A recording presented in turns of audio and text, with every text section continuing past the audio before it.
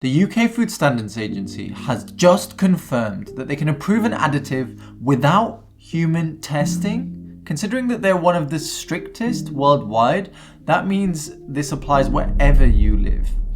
In this video, I'm going to go through my conversation with them and why we should all be worried about this. If you're new here, my name's Sermed and I'm a doctor working in London. I make videos about nutrition, health and all things related.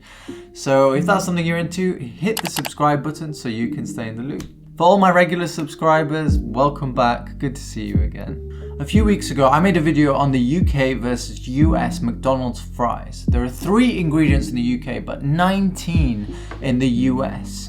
The extra ingredients they use include food additives, which have questionable safety profiles, even though they're approved by the FDA, the FSA, and the EFSA. Why were they questionable? Well, because they had 0 human trials testing the safety of these additives. They all used mouse models. Now, it doesn't take a scientist to realize that a mouse is not a human. That's why in drug trials, phase 0 is on mice, and then you have 3 phases after that until the drug can get approved for use in humans. Now, not all experimental data gets published, so I gave them the benefit of the doubt and thought maybe they had done the trials but actually not published the evidence. So I thought I would contact the FSA directly. I sent them one question and one question only, and I quote, "I'm looking to discover what the Food Standard Agency's minimum level of scientific evidence is to approve a food additive. Are mouse models sufficient, or have human trials been conducted?" Now, they responded with a very long-winded answer. They told me about all the processes of how they approve additives, which was very, very good of them, but they actually didn't answer the question directly.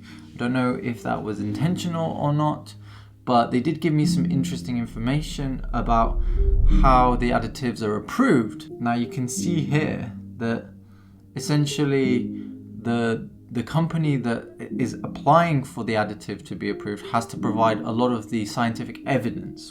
That then goes to an independent panel of scientists who assess the information and make a recommendation to the ministers who have the final say in whether or not an additive actually gets approved, which seems a little bit odd to me because, let's say you get even the most qualified minister, who is the Minister of Health.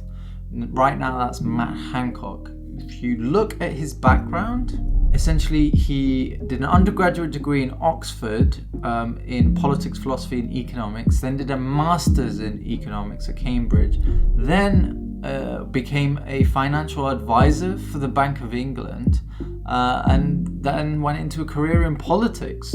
I don't know how that qualifies him to make a decision about nutrition. Yes, the scientific evidence is there and given, but this is the person who would decide whether a risk is sufficient or not. And then we don't know about any other necessarily conflicts of interest because these companies can freely lobby politicians as well.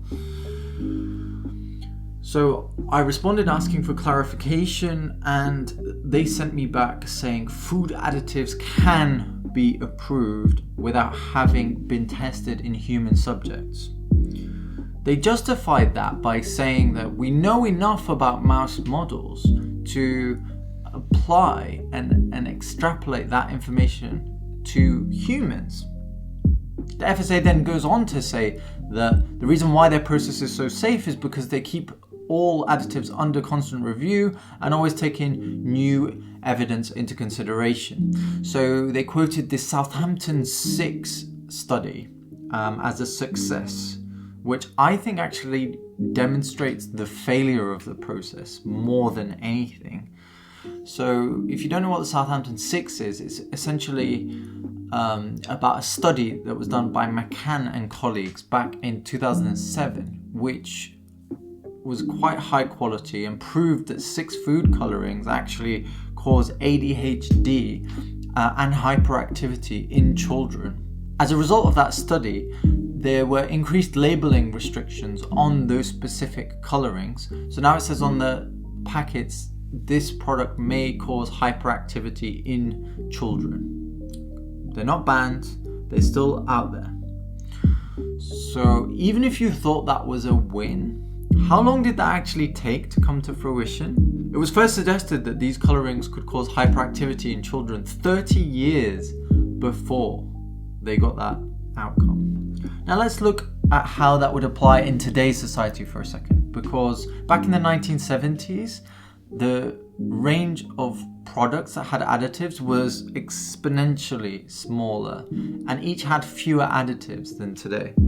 So as such, it would be possible to attribute short-term side effect to a specific coloring or food additive. In the current environment, with 319 food additives approved in the EU and UK and over 4,000 in the US, how would we ever be able to make an observation like that?